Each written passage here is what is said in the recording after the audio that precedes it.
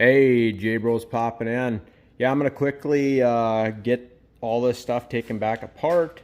If you wanna sit along and see how I take it apart, the first and foremost thing that we need to do before we really dive into anything is disconnect the battery. So I'm gonna go ahead, disconnect the battery, and then just take you along for what I need to do on this side of the motor to get prepped up for the charging coil. And yeah.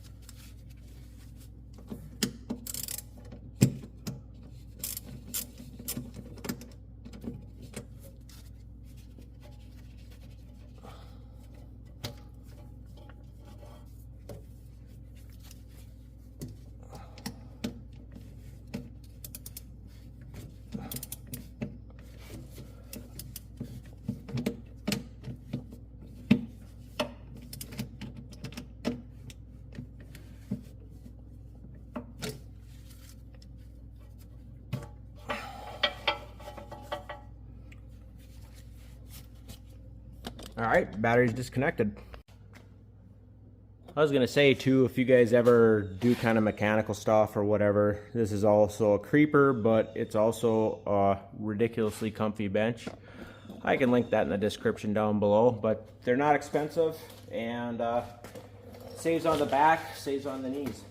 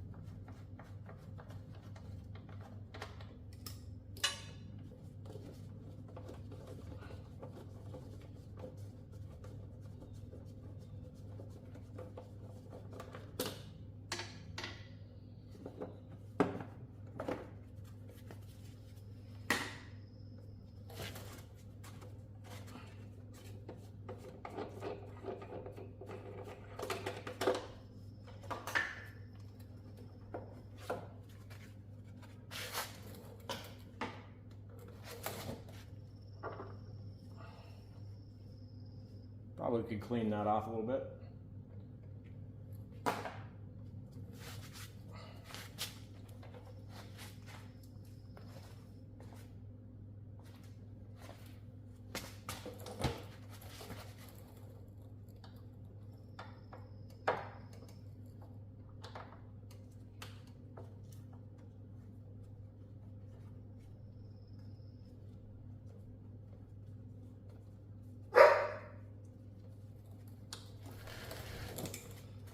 See, the old dog wants to get let inside.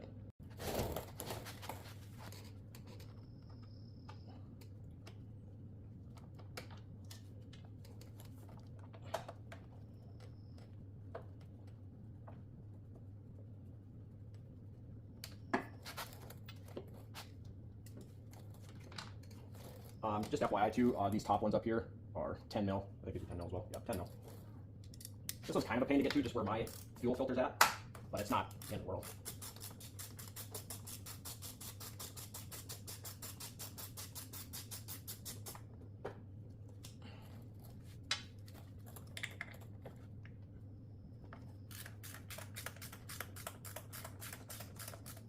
I think it also helps just to see how easy and quick this can be for you guys. Like I said, sometimes this stuff can get intimidating. So, I'm going to take that one fully off.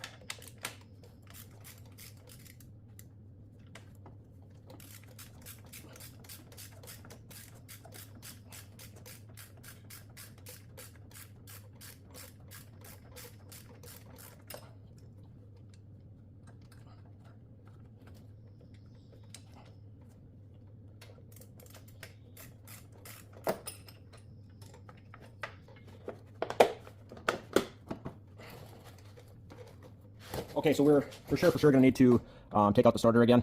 So like I said, it's just this bolt and that bolt, and go from there. In order to take the starter out, if you're doing it for the first time with the old starter, the regulator is connected to the starter. Well, this new starter doesn't have that tab if you see my other video, so all you have to do is clear this tab. So what I'm going to try to do here to not disconnect the wires, hopefully, I'm just going to try to remove this and remove this bolt and push the starter back, and hopefully I can just get that out of the way. So we're going to try that. If it don't work, it don't work.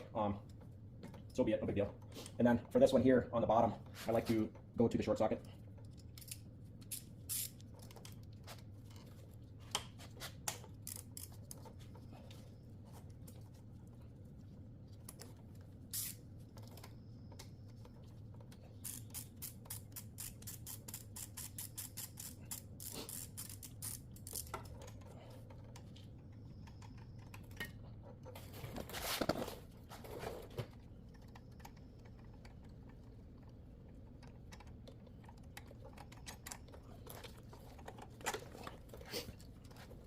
See if we can't get the short socket in here.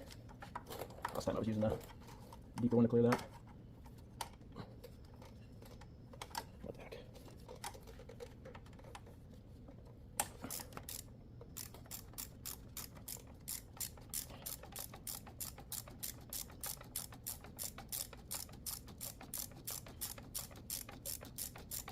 I think what I will do is, if you remember the last time I did this, I'm gonna go put some wood blocks on the other side so that doesn't fall so far down.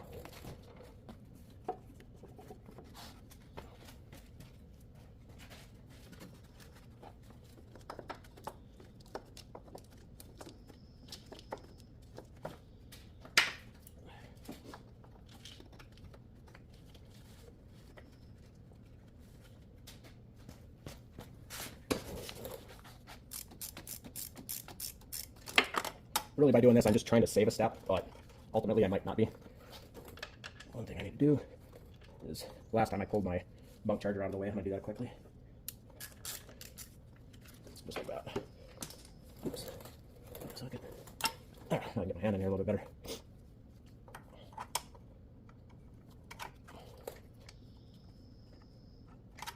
Tell you what, my hands are just struggling to get into that top one today. It's just right there, but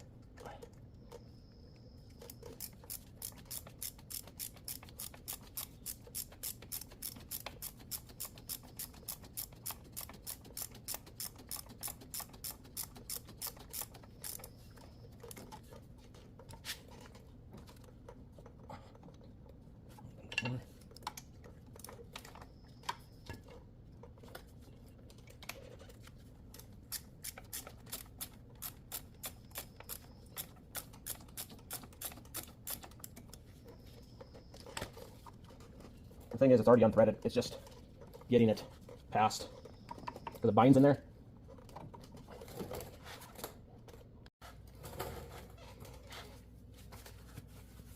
And basically what I did here is just to get it started, to get it past this one point, I just put the flathead screwdriver here and just popped that out. Because like I said, it wasn't threaded in anymore. It was just caught on the threads in there. Okay, so basically I'm going to just pick up the starter and slide that back, and that'll be good to go there. Now we just need to take this housing off here. And the only, let's say, complicated tool, if you even want to call it that, complicated tool, will be when you go ahead to tighten this main spindle back on. This will need a Torx wrench on that.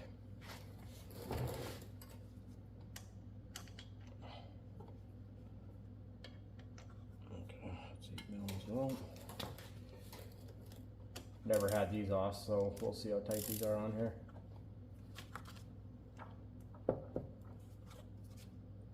Let's see, probably get something to freeze that up.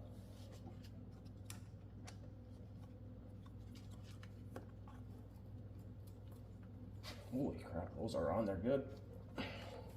I got a different setup here, and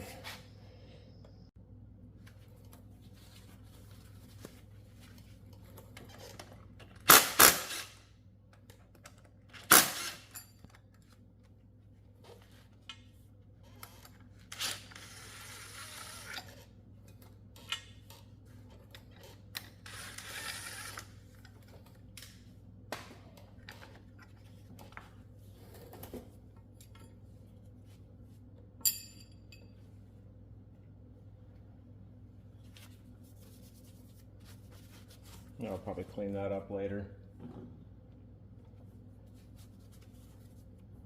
Okay. It appears we'll have to remove this, this, because the coil is behind this. So let's get into that. See what socket this is.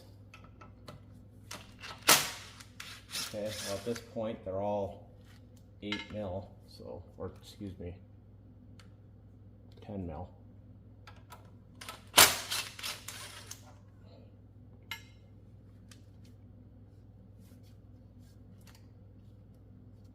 Then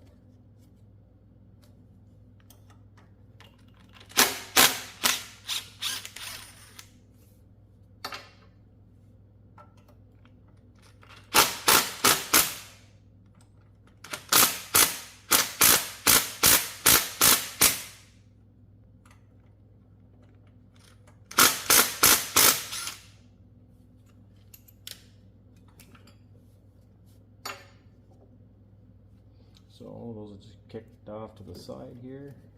Set them right there, looks like a decent spot. I'll probably zip tie these up here just to keep them out of my way when I see here. It's always nice to get in here and kind of investigate just to see, you know, if there's anything else that is bad or whatever. But other than that, that looks pretty good. We'll have to pull this screw here, and then they've got what's called like a clutch puller, if you want to call it that, or a spindle puller. I got to get set up for that socket. 15 mil on here. We'll see if the drill can take it off. If not, I'll get a breaker bar.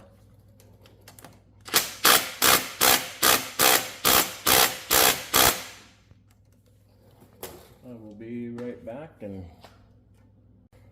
one tool that's been insanely awesome to have is I got a set of these, and this adjusting ratchet has just been clutch in multiple situations. Not that you need it on this particular project, but like I said, once again, just having the right tools for a bunch of this stuff is huge. I suppose I'm gonna have to find a way to lock this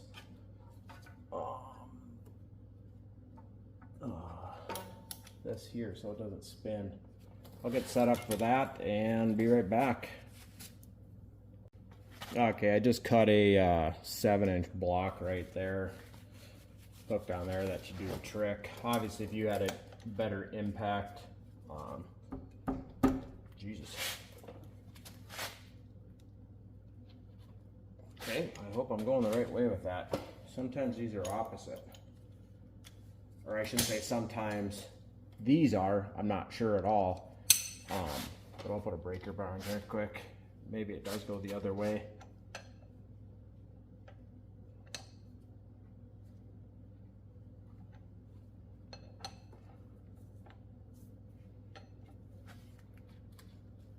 I think it goes the other way. There's no way it could be that tight.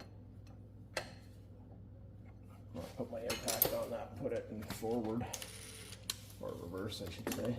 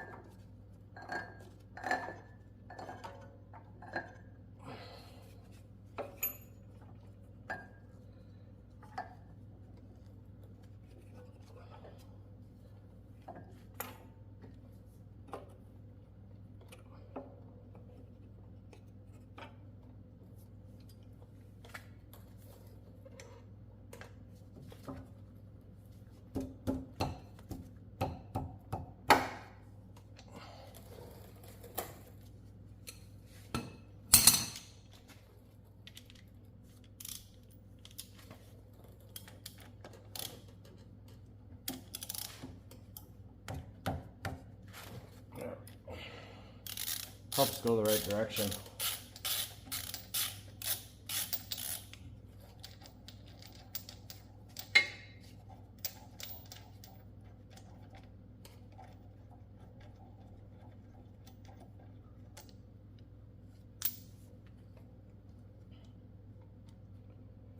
Okay, I'm gonna get a zip tie, hook that up there, zip tie, hook this guy up out of the way. Okay, this is where I'm gonna leave it for today. I did not have a pulley puller, so I'm gonna order that. My part's not here anyway, so it takes like no time at all to pop this off. It's this little puller, it just screws into here, and then this little center bolt goes on here and it just pushes this thing out. So once I get that, I'll pop back in and get it all put back together, and I fully expect it to start at that point. If not, I'll keep trying until we get it right. Please like, subscribe, comment down below. J Bros out.